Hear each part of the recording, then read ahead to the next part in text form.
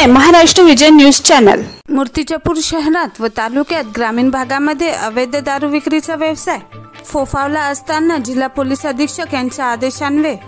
व आगामी निवडणुकीच्या पार्श्वभूमीवर गुन्हे प्रतिबंध कारवाई अनुषंगाने प्राप्त माहितीनुसार ग्रामीण पोलीस ठाण्याचे पोलीस निरीक्षक कैलास भगत यांनी जांबा भटोरी रोडवर मिळालेल्या गुप्त माहितीवरून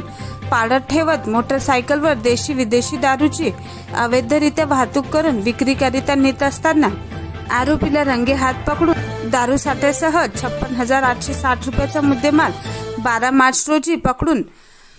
आरोपी विरुद्ध प्रतिबंधात्मक कारवाई केल्याने अवैध व्यवसायाचे धाबे चांगलेच दणाणले आहे। सहाय्यक पोलीस निरीक्षक कैलास भगत यांनी दिलेल्या फिर्यादीनुसार त्यांना मिळालेल्या गुप्त माहितीवरून हेड पोलीस कॉन्स्टेबल गोलंदाज लांजेवार, शंकर खेळकर, चालक आकाश लोंगे, होमगार्ड सुरेश गावंडे